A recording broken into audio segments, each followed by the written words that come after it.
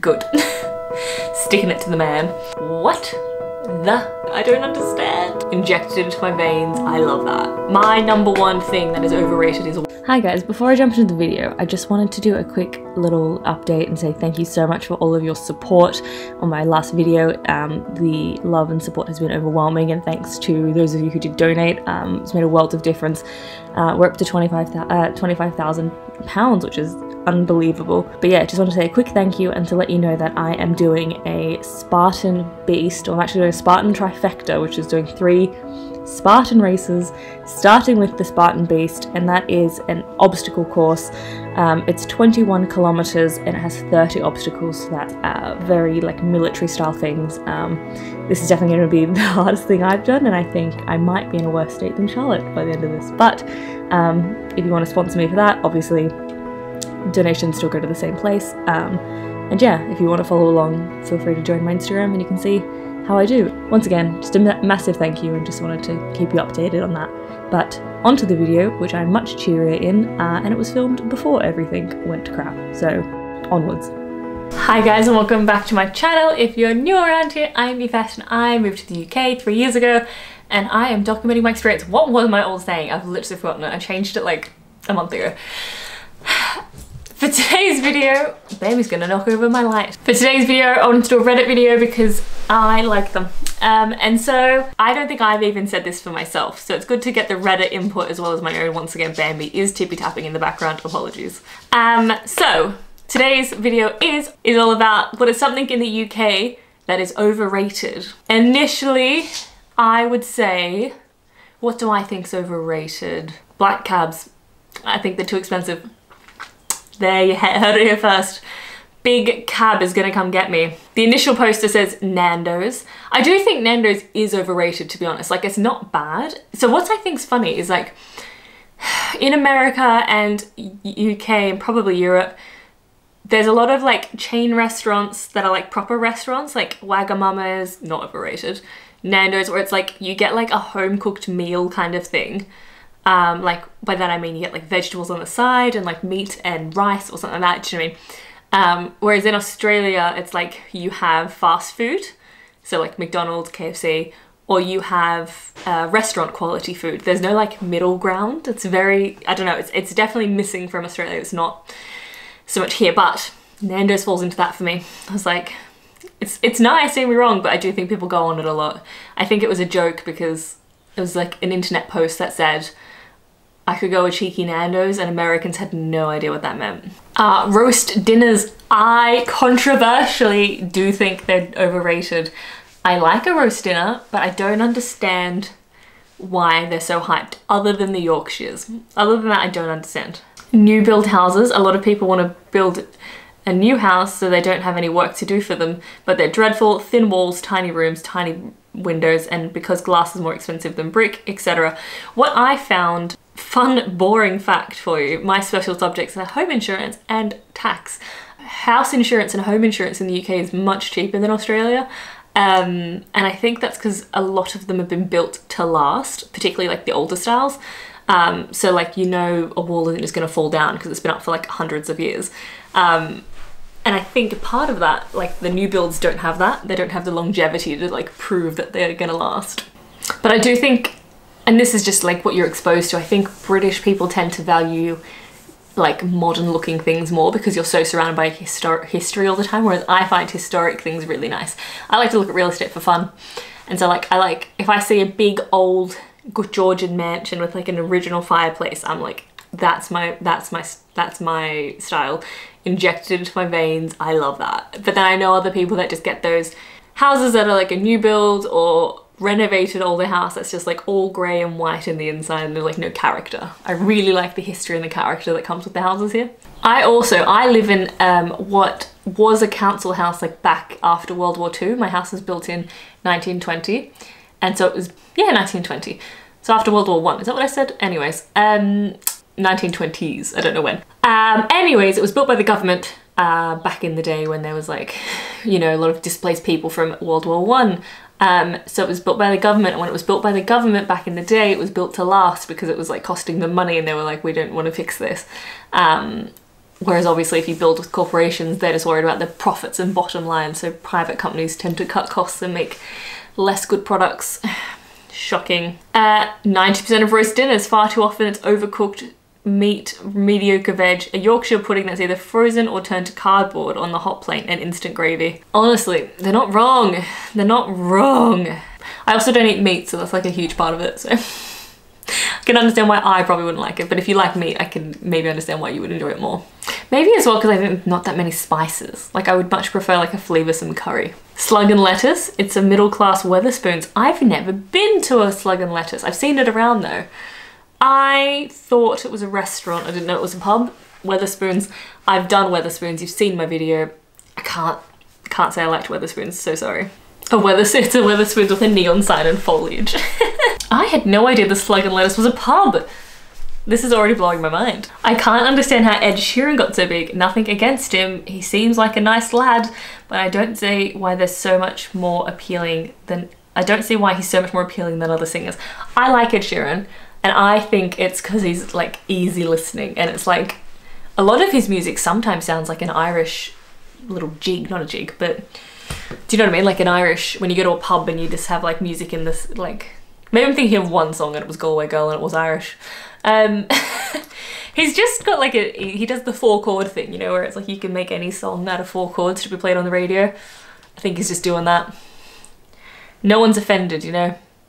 No outrage culture. Ooh, controversial one.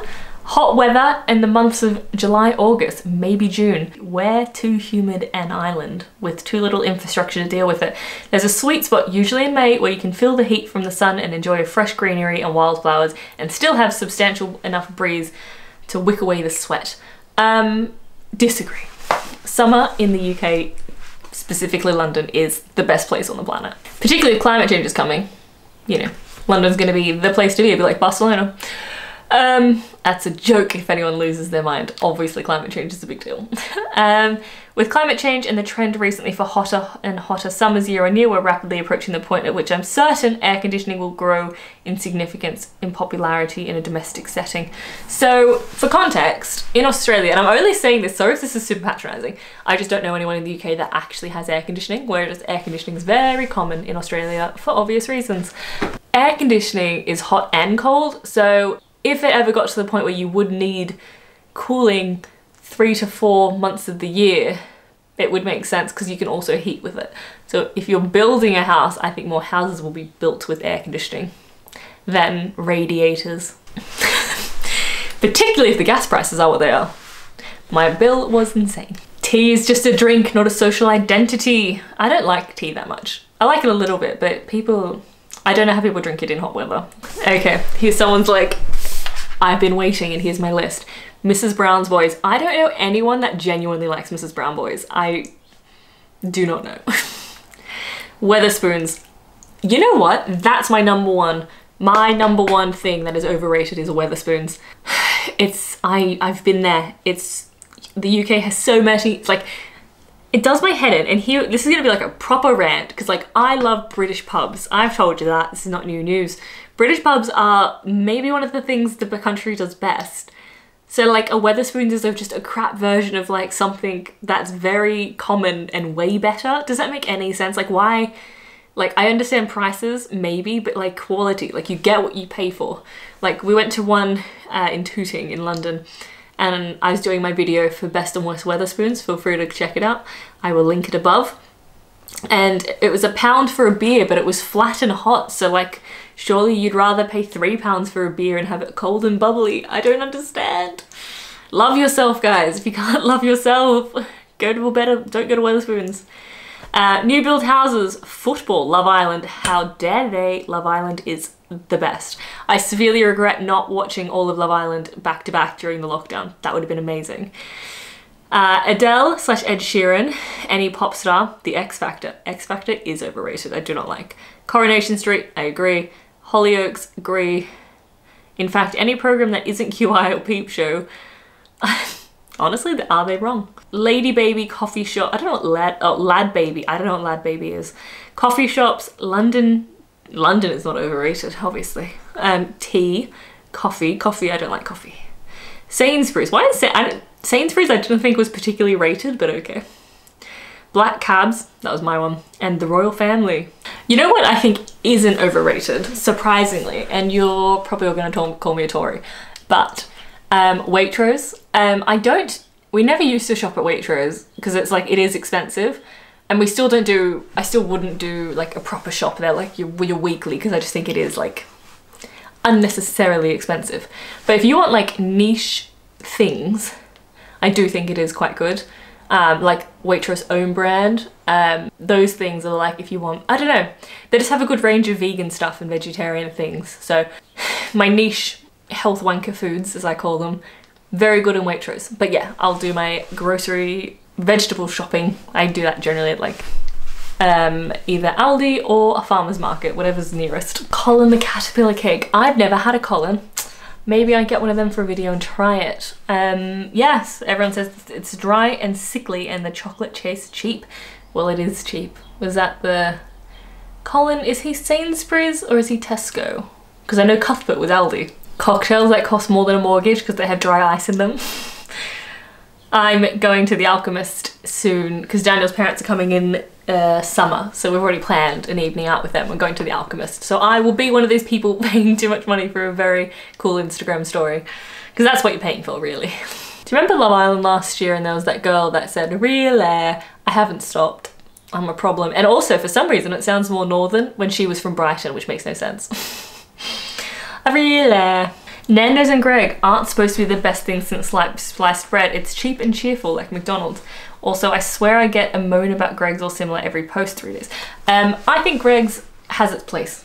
And in its place, it's great. But if you're like doing it, I wouldn't have a Greg's, I don't think I'd have a Greg's like in a normal day. But if I'm on a road trip, Greg's hits different. Like road trip Greg's is the best type of Greg's. Pot noodle, no, I love pot noodle. I had a pot noodle in Jordan recently because, honestly, oh, this is so silly and so unrelated, but buckle in. We went to the Dead Sea, so you'll see that. Sorry, my camera died. Yes, we were in Jordan and we went to the Dead Sea. And to go to the Dead Sea, you need to stay at like a resort. Like you can't just like go to the Dead Sea. Like every hotel has like its own section of the sea. So we were staying at the Hilton, which is like this really bougie place. And for some reason, every hotel, like no matter who you're with, says you can't bring food and drink into the hotel. And I'm like so sure it's literally just to make money of like, so you have to spend money at their restaurants basically. You can't bring food in, which I think is like so mean. Like obviously I'm gonna get dinner there, but let me have my snacks. So we ended up like getting pot noodle and like smuggling it in because they have a kettle. And so I was able to eat pot noodle in the Hilton, which is like just so funny that you're like in this bougie ass hotel and I'm like eating like 99p pot noodle, being like good. Sticking it to the man. Haven't lost touch with the common man, clearly. But yes, nonetheless, pot noodle, great. Great in a crisis. I lived on pot noodle when I was a student. Domino's. I think Domino's is overrated. Come for me. Domino's in this country is like £18 a pizza. What the? Like seriously. That's so expensive for a pizza from Domino's. I could go to a gourmet pizza place at like a local small restaurant and get better pizza for much cheaper. That's insane to me. Don't even. And then I've read that they have a thing where you never pay full price. It's always on special just to be a normal price, which is like why you being weird about it? Because there's gonna be people that don't have like discounts all the time. Anyways, Domino's. Jamie Oliver. I lost respect for Jamie Oliver when I read what his kids' names are. If you don't know what his children's names are, I encourage you to go to the Wikipedia. Their youngest son, all their kids have crazy names. The youngest son is called Buddy Bear. Imagine trying to take that kid to school and not get bullied. Christmas adverts is on here. I don't agree with that. I think Christmas adverts are symbolic of the Christmas season and I like it. Even though it's just a capitalist hellscape. Someone said Harry Potter. No one seems to want to say it, so I will. Harry Potter, we get it. You're a Hufflepuff Slytherin. We have to fill in every shop country with it for 40 years. If you go to New Zealand, I'm not from New Zealand, but I have been. If you go to New Zealand, everything is Lord of the Rings. And that's the way it should be. It was great. And that's what I foresee Harry Potter being for the UK. Fortunately, the UK also has like Bond and Sherlock and Doctor Who and a million other things, so you get off quite lightly in my opinion. Australia could never. We have nothing of importance. It's like Crocodile Dundee and Steve Irwin. It's like questionable at best. I literally want to have kids just so I can like force them to like Harry Potter. Just like, you know how people like indoctrinate children into a religion? I'm gonna do that but with Harry Potter. So there you have it. There's a list of things that are overrated in the UK, some of which I agree with, some I do not. Please tell me in the comments below what you think is overrated. It'd be very interesting to know if you have anything else that isn't on the list or on the Reddit thread. Thank you so much for watching, and give it a thumbs up if you liked it. I'll see you next time.